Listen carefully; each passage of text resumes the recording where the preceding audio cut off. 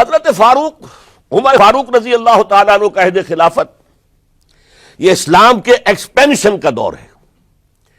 اب جو وہ انٹرنل ڈفتی ختم ہو گئی، انٹرنلی کنسولیڈیٹ ہو گیا انقلاب محمدی صلی اللہ علیہ وسلم، لہذا پوری طاقت کے ساتھ اب 3 لشکر نکلے ہیں، مشرق کے لیے، شمال کے لیے، مغرب کے لیے، اور فتوحات کا دائرہ شروع ہوا۔ 10 برس حضرت عمر رضی اللہ تعالیٰ عنہ کے خلافت کے وہ ہیں، نوٹ کیجئے، جس میں ایک سلطنت 2 سپر پاورز اس وقت کی تھی، کئی 100 سال سے چلی آ رہی تھی 2 سپر پاورز، اور دونوں جزیرہ نمائے عرب کے سر پر بیٹھی ہوئی تھی۔ سلطنت ایران، عراق سے ہو کر سلطنت ایران، کہ خسرو کے زمانے سے، ذوالقرنین کے زمانے سے عظیم مملکت تھی، سپر پاور۔ دوسری طرف سلطنت روما، دی رومن امپائر، 3 بر اعظموں کو محیط تھی۔ رومن امپائر پورا شمالی افریقہ اس کے تحت تھا، پورا مغربی ایشیا اس کے تحت تھا، شام اس کے تحت تھا، ترکی اس کے تحت تھا، اور یورپ کا سارا مشرقی علاقہ اس کے تحت تھا۔ رومن امپائر، آپ کو معلوم ہے حضرت عمر کے زمانے میں رضی اللہ تعالی عنہ سلطنت کسریٰ کے تو پرخچے اڑ گئے، نام ختم ہو گیا، وجود نہ رہا عظیم سلطنت کسریٰ۔ حالانکہ آپ کے علم میں ہوگا ان کا بڑا شاندار ماضی تھا، کہ خسرو اور کیقباد، بڑے بڑے یہ کیانی کہلاتے ہیں، یہ کیاں جو ہے یہ بڑی عظیم ایک یوں سمجھیے کہ خاندان تھا بادشاہوں کا، لیکن یہ کہ وہ پوری سلطنت کسریٰ ختم ہو گئی۔ کیوں؟ اس نے حضور کے نامہ مبارک کو چاک کیا تھا، اور حضور نے فرما دیا تھا صلی اللہ علیہ وسلم، خسرو نے میرا خط نہیں چاک کیا، اپنی سلطنت چاک کر دی، اور واقعتاً سلطنت کسریٰ جو ہے ختم ہو گئے، نام و نشان ختم ہو گیا۔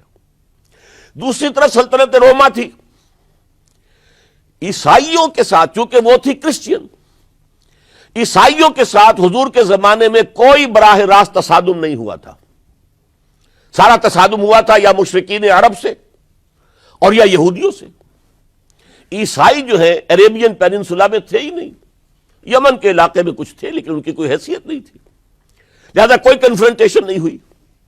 دوسرے عیسائیوں میں ابھی اہل علم موجود تھے، جیسے آپ کو معلوم ہے نجاشی بادشاہ کیسے ایمان لے آئے، اس نے حضرت عیسیٰ کے بارے میں پوچھا، حضرت جعفر طیار رضی اللہ تعالیٰ عنہ نے سورہ مریم کی آیات پڑھ کر سنائیں، اور اس نے کہا بین ہی جو ان آیات میں تم نے پڑھا ہے، عیسیٰ کی حقیقت اس سے تن کے برابر بھی زیادہ نہیں ہے۔ اسی طرح ہرقل نے جب اس کو حضور کا نامہ مبارک پہنچا، اس نے جو بھی پیغامبر آئے تھے ایلچی، ان کا اکرام کیا، احترام کیا۔ وہ عالم تھا، جان گیا کہ یہ نبی آخر الزمان ہے، چاہتا تھا کہ میں ایمان لے آؤں بشرطے کہ میرے سارے درباری سپہ سالار بھی ایمان لے آئیں۔ جیسے کہ سن 300 عیسوی میں پوری رومن امپائر نے عیسائیت اختیار کی تھی، اس سے پہلے وہ بت پرست تھے۔ 300 عیسوی میں سلطنت روما کا جو ایمپرر تھا وہ ایمان لے آیا حضرت عیسیٰ پر۔ اس وقت تک ظاہر بات ہے اسلام حضرت عیسیٰ کا دین تھا، حضور تو ابھی آئے نہیں، حضور کے آنے میں تو ابھی 300 برس سے باقی ہیں۔ وہ عیسائی ہو گیا، پوری مملکت عیسائی ہو گئی، تو وہ نظام جو تھا حکومت کا برقرار رہا، انٹیکٹ رہا۔ ہرقل یہ چاہتا تھا کہ اسی طرح میری پوری سلطنت ایمان لے آئے تو میری حکومت برقرار رہے، لیکن یہ کہ اس کے جو درباری تھے اور اس کے بڑے بڑے جو سپہ سالار اور جرنیل تھے انہوں نے ریجیکٹ کر دیا، اور یہ بادشاہت کی بیڑی اس کے پاؤں میں پڑی رہ گئی۔ ایمان تو نہیں لایا لیکن پہچان گیا تھا حضور کو صلی اللہ علیہ وسلم۔ اور اس سلطنت روما سے پھر آپ کو معلوم ہونا چاہیے کہ مسلمانوں نے اس کی 3 ٹانگوں میں سے 2 ٹانگیں توڑ دی، پورے شمالی افریقہ سے نکال باہر کیا، پورے مغربی ایشیا سے یہ شام اور ترکی کا علاقہ اناطولیہ نکال دیا، اور اس کی سلطنت محدود رہ گئی یورپ کے اندر۔ تو یہ عظیم کام ہوئے ہیں حضرت عمر رضی اللہ تعالی عنہ کے عہد میں۔ اب سوچئے اس عظیم ریولوشن کا بھی کوئی کاؤنٹر ریولوشن ہونا چاہیے تھا کہ نہیں؟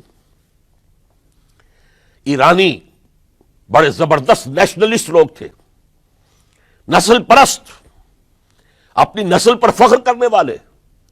ہماری روایات عظیم ہیں، ہم کیخسرو کے وارث ہیں. اور آپ کو معلوم ہے کہ آخری جو بادشاہ تھا رضا شاہ پہلوی، وہ چاہتا تھا کہ کیخسرو کے دور کی عظمت اور سطوت کو دوبارہ لے آئے. 2500 سالہ جشن اس نے منایا تھا. وہ چاہتا تھا وہی شان میری ہو جائے جو کیخسرو کی تھی.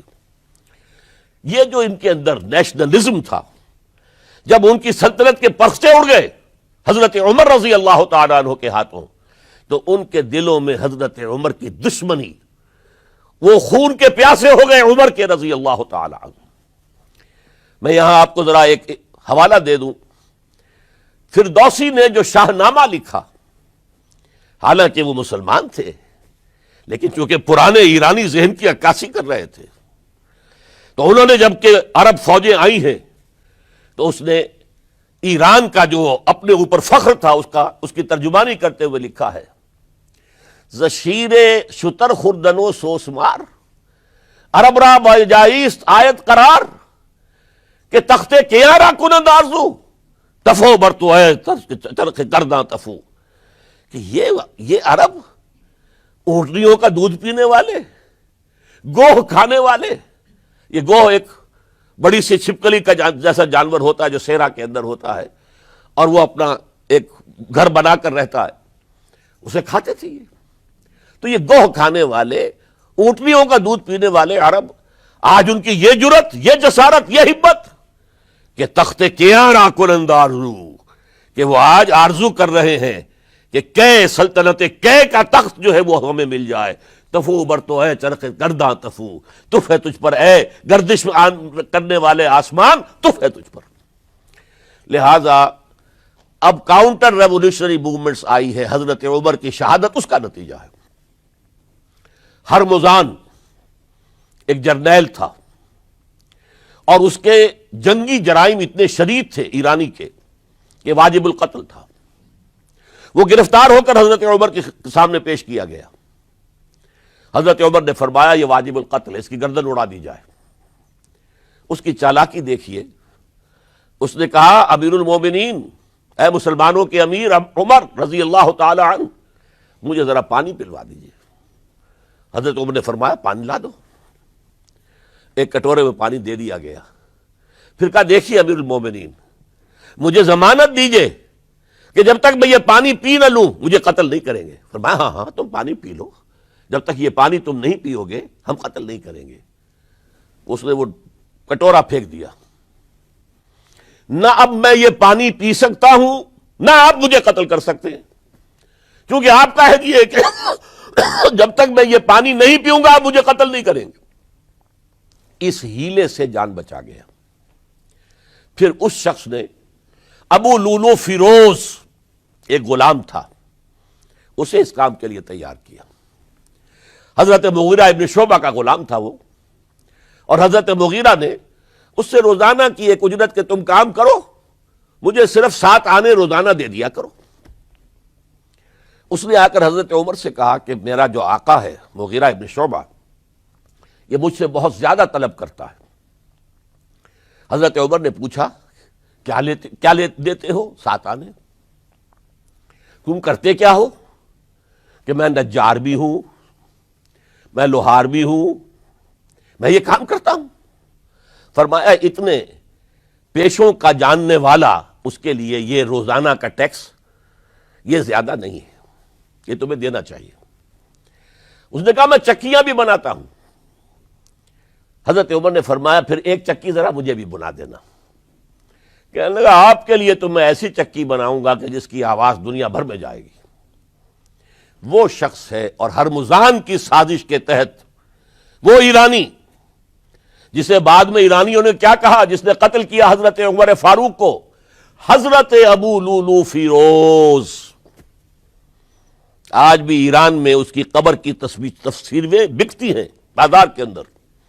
حضرت ابو لولو فیروز وہ آیا ہے مسجد نبوی میں، اور آ کر اس نے جبکہ حضرت عمر رضی اللہ تعالی عنہ امامت فرما رہے حملہ کیا، 5-6 وار خنجر کے کیے. حضرت عمر رضی اللہ تعالی شدید مجروح ہو گئے. یہ انتقام تھا جو عجم نے وہ سلطنت کے جس کے ٹکڑے ختم ہو گئے تھے، جس کا ٹکڑے کر دیے گئے تھے، اس نے انتقام لیا عالم اسلام سے. سمجھا انہوں نے یہ تھا کہ شاید یہ پوری عمارت اسی ایک ستون پر کھڑی ہے، حضرت عمر ہی کے ستون پر کھڑی ہے، اس ستون کو گرا دو گے پوری عمارت گر جائے گی. لیکن ثابت ہوا نہیں، یہ محمد کی بنائی ہوئی عمارت ہے صلی اللہ علیہ وسلم. یہ بہت قوی ہے، اس کی بنیادیں بہت مضبوط ہیں، کوئی ذرا سی تریڑ بھی نہیں آئی، ذرا سی تریڑ بھی نہیں آئی. حضرت عمر فاروق کی شہادت کے بعد حضرت عثمان رضی اللہ تعالیٰ عنہ کا دور خلافت شروع ہوا، اور جوں کا توں جو قافلہ چل رہا تھا آگے چلتا چلا گیا.